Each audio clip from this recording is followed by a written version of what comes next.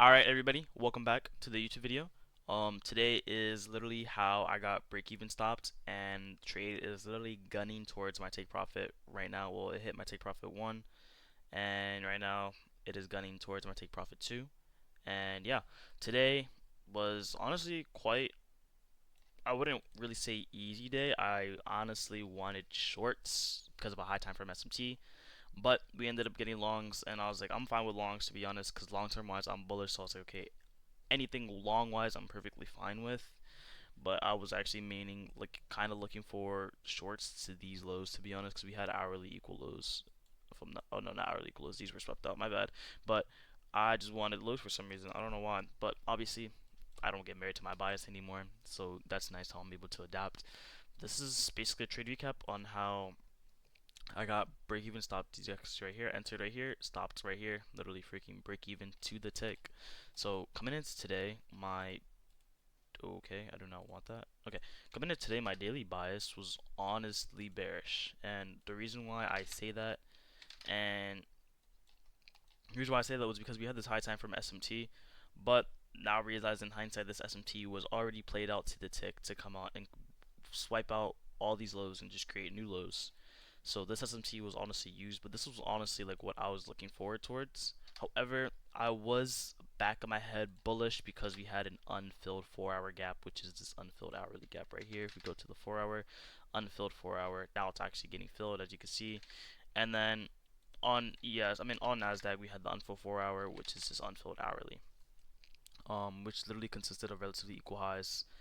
And with this in my mind, I was like, okay, I'm actually like really open to being like to literally being bullish, targeting these highs and these in this hourly gap. So in the back of my mind, in the back of my mind, I was just seeing if we got any shorts to play out. But well, seeing if we got any shorts to play out. But like, I probably knew longer term wise, I was gonna be bullish. So coming in today on the 5 minute, market opened pretty slowly. I'm not gonna lie. We ended up taking, whoa, we ended up taking out this level of liquidity. Give me a second. Give me a second. Where is it at? Okay, yeah, right here. So market open. We ended up coming out, taking out this area of liquidity right here, and then from there it was pretty much a bit of chop. We ended up creating this nice order cock. We ended up coming into this gap, filling in this gap, as well as creating the 5 minute order cock. We also created an SMT in the beginning. However, we did have a 1 minute SMT, which I had almost taken shorts, but I did not. I just wanted to be hesitant. I mean, I wasn't hesitant. I had almost taken shorts, but we were too overextended for what I usually look for. I mean, oversold for what I usually look for. After we make the change in state right here on Nasdaq, and we make a gap, I want to reach us into the gap, and then a breakaway, not a breakaway, but like a bearish confirmation to really prove that we're going lower. But we did not get any of that, which was good. That's why you wait for your strategy to actually commence. Um, what was I saying? Oh yeah, but yeah, we ended up just coming down lower, and you're probably asking where the 1 minute SMT is. We ended up, where is it? Where is it? Where is it? Okay, where's it at? Where's it at? Where's it at? Where's it at? Where's it at? Where's it at? Where's it at? Hello. Okay, right here. Okay, we ended up taking out this high right here, but we ended up not taking out this high on Nasdaq, so creating a lower high, and then we ended up having a higher high, which ended up creating this SMT. But this SMT was pretty much like a little quick one to end up creating the bigger high time frame SMT, which was this 5 minute. As soon as this 5 minute was filled, I mean, as soon as this 5 minute SMT was put in, I was practically on the 1 minute. And this was again within the order block range, so I was looking for basically my whole 1 minute entry, a change in state, a gap, like a gap invalidated, and a gap closure above the change in state. Only thing we got on Nasdaq was just a change in state. We ended up coming into this gap, but we didn't disrespect any gap to the left of us. We were already rejecting from this gap, and I did not like that at all.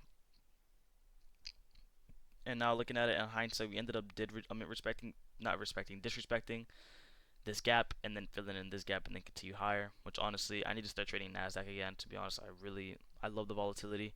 ES has just been like my baby just recently, but when I backtest, I'm always on Nasdaq. So let me show you what I took on ES. SMT gets put in. We ended up running through this gap to the left of us. This is exactly what I like to see. This is my change in the state. If we're gonna be honest, this little doji candle, I'm not really counting it. This is really my two series of the down close candles, so this is really what I'll be counting. I wasn't really counting this as a change of the state, although it is an actual series of down close candles. I didn't like it, to be honest. It was way overextended of what I would actually be looking for. This was really perfect, and it was in line with Nasdaq as well, which is the reason why I made it. We ended up having the series of down close candles. On top of that, we inversed this gap. We ended up creating a gap above the CISD. What do I wait for? I literally waited for excuse me. I waited for an entry, and we did not get that entry. However, where's it at? Where's it at? Where's it at? Where's it at? Oh, damn. We did not get that entry. We ended up inversing this gap, and we ended up coming back into this actual inverse and tapping in the CISD again. So I was like, okay, I'm going to wait one more time for an actual gap. I want to see something shake, and if not, then I guess we'll just keep on waiting to see what market wants to do. Again, we ended up creating a gap, and then on top of that, we ended up coming back into the gap and filling it, and that was my entry. My entry was literally really early, to be honest, really premature early, mainly because this was before this gap, but after we had reclaimed this gap and retapped into the CISD and retapped into this inversion gap, I entered off of this because we had a nice clean displacement. So I was like, okay, wait, I like this a lot. There's no point in waiting for like one last thing. We ended up obviously getting that last thing after dipping into this gap, after we created the gap, but honestly, after reclaiming this fair value gap, and yes, imbalances can be reclaimed. After we reclaimed it, tapped into the CISD, tapped into the inversion, and we got a strong displacement. I like that. I entered. Boom. Take profit one was literally not really take profit one. I was really gonna move stops to break even at this point, but we did not hit this. This was hourly highs right here. This was too short for me to be take profit one. I was really gonna hold all my position. Probably I was gonna take like one of my positions off at these hourly highs right here, and then just hold the rest till we get to the middle of this bearish gap, which I don't think we probably, maybe we will during the day, but I'm not too sure. I just know that my bias was correct. We ended up hitting the gap like I wanted to. Yeah, we ended up coming. I ended up entering. Price ended up creating a gap. We ended up retesting the gap, filled in the gap, continued up higher until we ended up creating a freaking 1 minute SMT, bro. We ended up having strong displacement at 10 a.m. open. I'm not sure what that even was. We had no freaking news. I mean, we had business inventories, but dog, what in the world? I didn't even know this could, like, yellow folders can make it like a little like spike. Anyways, we had that spike in volatility. We ended up creating this freaking 1 minute SMT, which is probably the reason, not probably the reason, which is the reason why I went break even in the first place. You're probably wondering how'd you go break even when you had an SMT against you. We ended up having this SMT. We ended up going down. Oh, we ended up having this SMT. We ended up going down, down, down in drawdown, coming back, retesting this inversion gap, and not inversion, coming back, retesting this fair value gap, this reclaimed fair value gap, and we almost retapped the CISD again.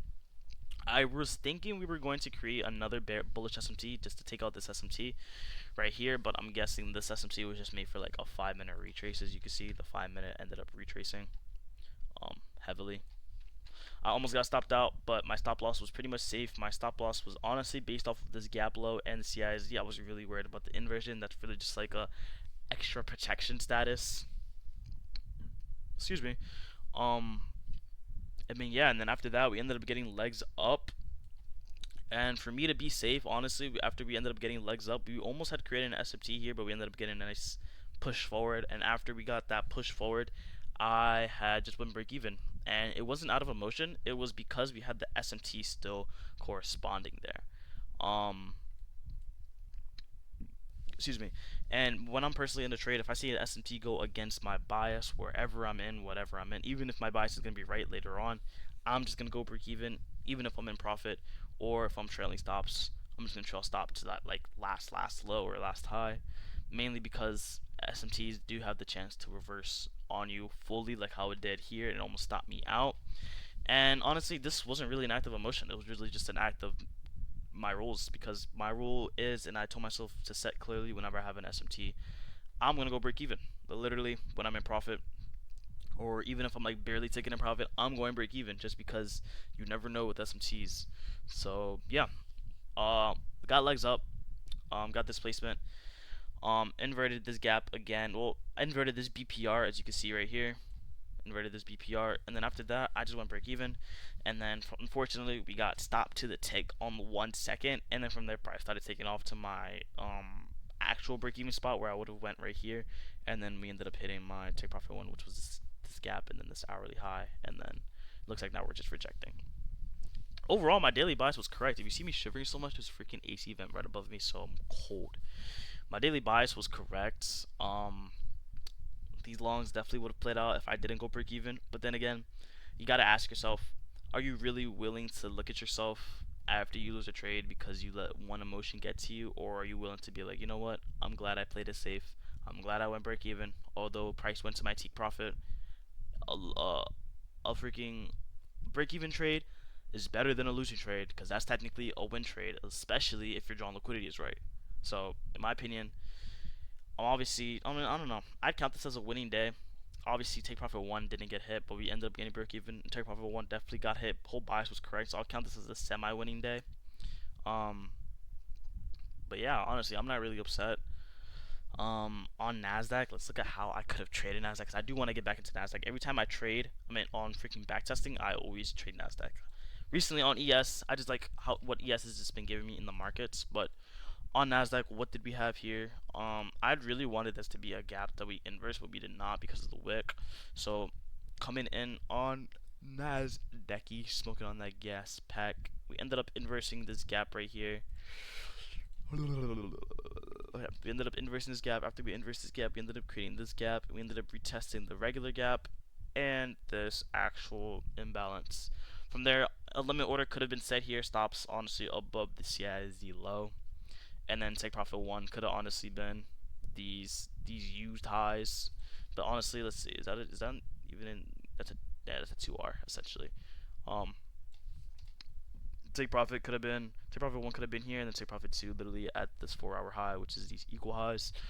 But I mean, yeah, that's pretty much it. How I could have played Nasdaq a lot more better, because we ended up having 5-minute SMT within the 5-minute order block range, 1-minute CISD, 1-minute gap, 1-minute inversion, shablamo. Only thing different here, we didn't have a 1-minute SMT. That would have been fire, but I mean, not every day is gonna be exactly like how you do. You have to play discretionally. You just have to play what the market gives you. But yeah, I hope you guys enjoyed the video. Tomorrow, I'm definitely taking the day off. So far on the week, I am 1-0, 1 win, 0 losses, 1 break even, maybe 2 wins, but 1 break even, 1 win. Thursday we have no news. Friday we have nothing important.